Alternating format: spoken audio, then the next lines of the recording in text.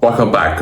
If you don't know, we're kind of into the stage of the season. We're kind of reaching the final 2-3 months, and this time is when you have the final league games, obviously the crucial games for the league.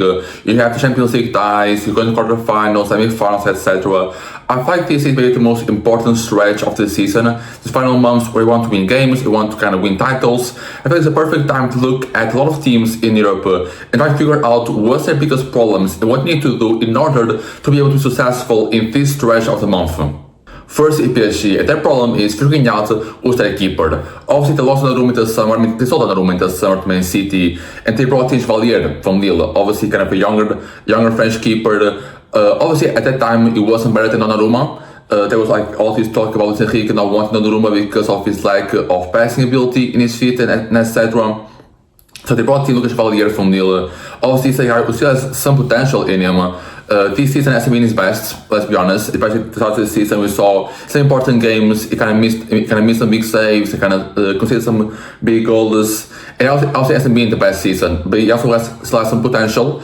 And we kind of have to figure out whether or not he's able to kind of fulfill that potential for the next season or 2 seasons. But at this time, PSG don't really have a solidified keeper. Now, as of like past month or past 2 months, kind of seen Safonov, the keeper, kind of take the number 1 spot. Also, he came to PSG as a young guy from Russia, obviously not 27, I think. Is still a good keeper. I mean, listen, keeper to be a backup is pretty good, you know. But in terms of being a PSG goalkeeper, neither Chevalier nor Safonov are good enough to beat their keeper for this team if they want to Champions League and League One, every single trophy there is imaginable. And obviously, looking at the stats, you can see that neither are really great shot stoppers. They're both negative for goals prevented. Chevalier, I mean, for the stats, he's been a very bad sweeper outside the box. He's been a guy also being pretty bad at claiming crosses, and Safonov in comparison is really better in terms of even the cross claiming part, but even not, he's not really that great. And in terms of sweeping, he's also very good at that. So you have kind of 2 guys, obviously in terms of shot stopping, which is kind of at this point a really important part of goalkeeping. They're not really that great. Both, I mean, they're both the 90 for this season, both in Ligue 1 and Champions League. And I mean, no, obviously, I think against Chelsea with some goals, maybe Safonov could have done better. You know, like throughout the season, Chevalier has had some missed moments, especially when it comes to errors in the box and etc. So I feel like it's kind of fair to say that PSG doesn't really have a elite keeper right now.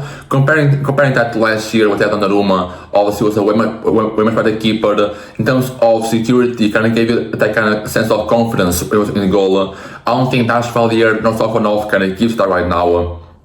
In terms of being able to play the ball at his feet, which is very important nowadays. Donnarumma is not someone who's able to do that at the best level, but maybe Chevalier has kind of that on him in terms of comparison. But obviously, looking at the big teams, right, especially like PSG, which just won a treble last year, I think they want to get it again this season. I wouldn't say that's like not imaginary, but they lost in the cup, so they can do that. But still, they want to win the League One title. Even then, it's been a very tight this season. They still won Champions League. I feel like every single team who wants to be great, especially like win Champions League, needs to have a great keeper. When looking at Manuel Neuer, look at Casillas, Courtois last 2 years, Donnarumma even last year, Ederson from Man City as well, Alisson. I feel like Mendy for Chelsea is kind of the only outlier on that bunch. So obviously it's still possible. When you look up like João Garcia for Barcelona, you look at Royal to Arsenal, those are guys that can very much win games for you, can change ties for you. I don't think Alex Valier or Safonov are guys who can change ties in our favor. So for me, for PSG's part, it kind of has to fall on deciding who's the best keeper to go for the rest of the season. To Real Madrid, their problem is figuring out their future right winger. Also, I think they already have enough problems with Vini and Mbappe and still trying to figure out what's the best solution, best formation for them to work together in the best, so that you can kind of get both best of Vini, the best of Mbappe. But apart from that problem, I feel like it's going to be a more long-term problem rather than like a problem you can kind of fix now. But right now they have the problem of figuring out who is that right winger, who is that kind of future right winger. Also Rodrigo, ever since Mbappe kind of came into the team, is being someone who has improved his spot in the team. It's always been someone who's been amazing. Also maybe once play alone with Mbappe or playing alone with Vini, maybe that kind of things a bit different. But right now, I don't think he's kind of proven enough to be a terrific right winger. I mean, obviously, I don't know what number of games exactly is. But I'm pretty sure like he's the Real Madrid attacker with the most games straight off scoring a goal. So I kind of feel like he's had some bad form in this season. Last season, when Mbappe came into the team, obviously like those two guys won't have the ball. Rodrigo also won't have the ball, not a great off-ball player, and that makes Rodrigo kind of shine a little bit less and kind of have a bit less of a bigger role in this team. And you look at Real Madrid, like the solutions for this problem this season was bringing out maybe put Arda Güler there. I mean, last year when I saw Arda Güler play a little bit right winger last season. We've seen Mas Antonio play there right winger. We've seen Valverde play there or right winger. I don't think neither were great. I'm going to speak a bit on Valverde a bit after, but I don't think neither Güler, Mas Antonio or Valverde have been great right winger when you can success they can kind of trust them on that position. Valverde is someone obviously is a bit outlier compared to Arda Güler, Mas Antonio, because we now seen him I think like 4 goals in 2 games with him as the right midfielder. The thing is, when Mbappe comes back, which will be today, obviously as that video comes out, I don't know if it will come out this day or tomorrow, we can have a bit more sense of what it looks like with Mbappe on the team. Valverde is there. When Mbappe comes back, when Chouamani comes back as well, you kind of dish off the 4-4-2 not playing with, and kind of dish off the Valverde right midfield experiment, and kind of go back to right winger, be more advanced in the field. I feel like that's going to put Valverde in the worst position to kind of contribute and score more goals. But I don't think for the future it's the best idea to try and go Valverde as right winger. They also have the possibility of better Nico Paz next season. Obviously, I feel like kind of known they're probably showing them this summer with their buyback option. I mean, this summer, do I envision him becoming a great right winger? I really don't, right? I don't think that's a possibility, but you never know, right? I mean, in this system, in this kind of formation, whether Arbeloa or whatever next match will be Real Madrid does with Nico Paz, it could work out really well. I don't think he will. I don't think Nico Paz will be a great right winger, but that's a possibility of Real Madrid looking at Nico Paz as a possibility in the future. Or if not Rodrigo works out, if Valverde or the other guys don't work out, if Nico Paz don't work out, I think a possibility of maybe trying to look at a new player to bring into summer and try to kind of make him your solidified right winger. I think obviously this is something that you kind of see throughout the season. Try and play Valverde more on right winger. Now when Mbappe comes back, when Schutt comes back, see how that goes, and kind of figure out that issue step by step throughout the season still with some experiments here and there. For Barcelona, their problem is to fix the outline. I don't think it's a secret that Barca's main weakness is the outline. A lot of teams have tried to, and a lot of teams have been able to expose the outline. I like the main part. I can compare it to last year when the outline kind of worked in some games, or the majority of games. Obviously, some games here and there, they don't work out great because that's the risk of playing a high line. But comparing to last year to this year, the main difference that they have is losing Nick Martinez. It was a big piece of the outline. Now moved to Al Nassr in the summer. There was still like some rumors of him coming back in the winter. Obviously, it didn't. And they still kind of have to find a long-term partner for Cubarsí in that back four. But right now, you can see the loss of Di Martinez play a really big role in that defensive line, because now you can see a lot more games where Barca will be more exposed, like against Club Brugge Champions League, against Sevilla La Liga, even like Real Madrid as well, Chelsea as well, all teams, like even Newcastle a little bit as well. All teams who obviously are very good in terms of having speed in their front three and know how to attack our lines because they have a lot of great fast attackers. And Barca kind of has to deal with that more often than not this season. And they have to find a way to kind of work around that. Either they be maybe playing some other players in the back four when they're facing a team try and expose that for a line with fast players, or try to maybe kind of ease off on their approach a little bit, get their outline a bit down on the pitch and see how that goes. I don't know, I feel like Flick has found some possibilities, because if they don't, I mean, obviously, I don't know which bracket they're on. I feel like Arsenal and Barcelona are on the same side, I'm pretty sure.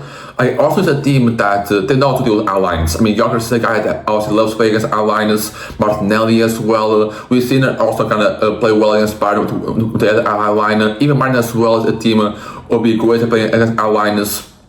Yeah, almost like every single great team right now has a lot of great fast attackers. So Barcelona has kind of find a way to find a solution to not play the line. I mean, Araújo, Xavi Martin, and Garcia, I mean, all of these guys have tried to play alongside Cubarsí. I feel like Cubarsí kind of the main guy there. I feel like the guy probably kind of obviously make some mistakes here and there. He's still very young. It's a guy like in general has been the best for Barca in his back for trust Omar Martin and try to see his development there, or put Araújo there and see how well he does there. Obviously, against Chelsea, I mean, he didn't really play well, so I don't know how confident you feel in him being able to play that position for the rest of the season. So I feel like I kind of have to find a solution that doesn't become as vulnerable against high teams. I mean, I'm not saying that they need to kind of completely abandon this approach. Obviously, I mean, it's kind of become Barca's identity, and become Flick's philosophy as well. You can just like throw that around. You can just like give that up, right? So you have to find a solution to still have your philosophy, still have your style of play, while at the same time not exposing yourself too much to the opponents, because then these opponents will be very good in terms of figuring out your weaknesses and be great at exploring and exposing those weaknesses. And last, for Man City, their problem is to fix Alan's slump. Obviously, since Semedo came to the team, I mean, I don't doubt that Semedo has made the team better, right? I feel like in terms of front three, the unpredictability, in terms of the thing you get from the wingers, Semedo has been able to kind of give more for City. They had before the winter. But I mean, one sure thing is, I mean, Alan hasn't looked the same since Semedo came to the team. And that maybe because obviously this team already in creativity, you kind of have Foden and even Neymar kind of been in some low form. You have Shirky and even Neymar sometimes in some games you don't really trust him. I mean, Doku and Sevilla are good enough wingers. I mean, Doku's pretty good, but it's not really been played a lot. I think this team of Man City don't really have the best creativity. And I mean, that's kind of like insane to say because obviously grew up with Siemens. I mean, I grew up with Siemens City having KDB at the midfield, and you know, obviously it was a big midfield in terms of creating passes, in terms of creating chances, and for City to go from that team with Kevin De Bruyne, probably the best number 10 in the world, to not go for a team, I feel like less a bit of creativity in the final third is a bit shocking. But the thing is, yeah, Alan's not scoring as many goals because not being surrounded by many creative players. I mean, we saw Pep kind of give up the idea of playing Shirky and Foden together on the same team when one of them will be in the midfield, maybe because of some more defensive problems as well. And now again, losing Semenyo kind of mean like giving up a spot to Doku and Savinho, where guys will probably want to be more oriented towards the playmaking part. And now I'm also seeing a lot of front threes or front fours, want to say, being tried out from Man City because of them trying to figure out the best lineup. Now Alan and Semenyo in the same team. And they've been trying to put them Marmoush, Alan, Semenyo. I feel like it's the worst front three you can find for Alan because Marmoush and Semenyo are not two guys are very creative, are like two guys with their main priority is to score goals. You have Doku, Alan, Semenyo, and Savinho. You have Shirky, Semenyo, Alan, Foden, a lot more formations that we've seen throughout the past 15 games. And I don't think none of them actually worked out the best. I mean, looking at like the last 15 games, as I said, if I kind of roughly the same time that Alan Semenyo has come to the team, the last 15 games, I know this might be a weird stat. Of the players who have had the most non-penalty XG per 90 the last 15 games of the season, Haaland is out of top 25. Yeah, like something like Jean Pedro, Harry Kane. I mean, it's like that's what you see right now is top 15. Haaland is nowhere to be seen. I've only seen like the top 25 of players who have that metric because that's how far I could go, and Haaland is not in that top 25. For context, Haaland is 7th in the Prem when it comes to non-pen XG in the last 15 games.